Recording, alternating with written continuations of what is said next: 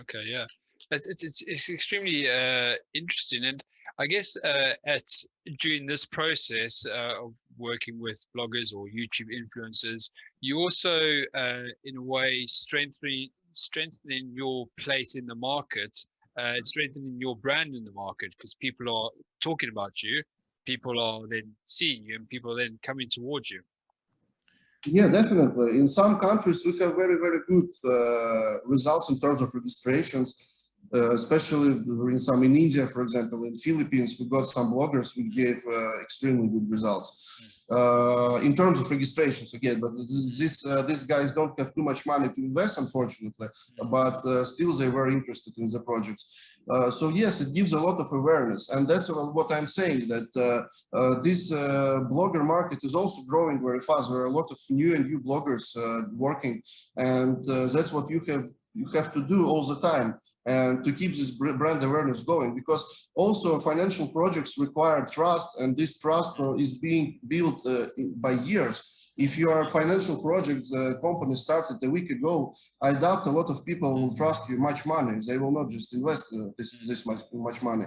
That's why you have to keep the ball rolling with the bloggers all the time, and so that people understand that you exist, that everything is legit, and everything is good, and so on. And what as you build out this part of your company, at what point do you think you'll bring this knowledge in house? You mentioned sort of over a year or two you should find out that you've got the right skills, but do you have someone internally that's working directly with the bloggers, or is it yourself? How are you making certain that the knowledge transfer happens and takes place from sort of freelancer to internal knowledge and power?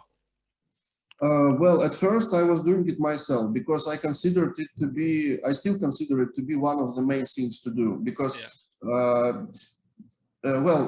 for me, there are three main things I'm thinking about BitLevex that take my mind, I would say. Yeah. This is how do we get new users? Yeah. How do we improve engagement for registered users? Yeah. And how do I attract more capital for scaling? These are three things I'm thinking of. And working with bloggers, it's the thing that actually brings us new users. And this is a very important thing. At first, I was doing it myself, but as I said, it's a very time-consuming thing. And I built the structure, how it should be done. I have written the outreach letters to follow up, and so on and so on. And I started to give it out to other employees also, to chief marketing officer and to junior marketing. And I'm also talking with bloggers right now myself also, but very little and with very big ones. For example, I find those where fail is not an option, I would say, where I would like to negotiate myself, and I know what to expect. So where there is the biggest responsibility, I take it on myself. But when we have the list of, I don't know, 5,000 contacts, which we have to outreach, this is done by the team, by junior specialists maybe. If the case is unusual, because usually, as I say, you send out to 100, you get 15 replies, five of them is no, 5 of them is tell me more, 5 of them is this is my price.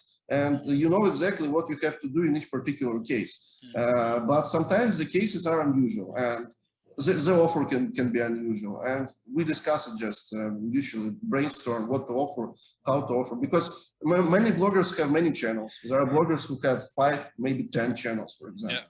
And they offer bulk offers, combined offers, this on this channel. Besides that, they're also selling their other social media, for example, Instagram and Facebook. They can provide a bulk offer for all social media, and a lot of different things. So it's very, very customized, and as we're also flexible, that's why we try to negotiate with each particular blogger separately, mutually beneficial conditions.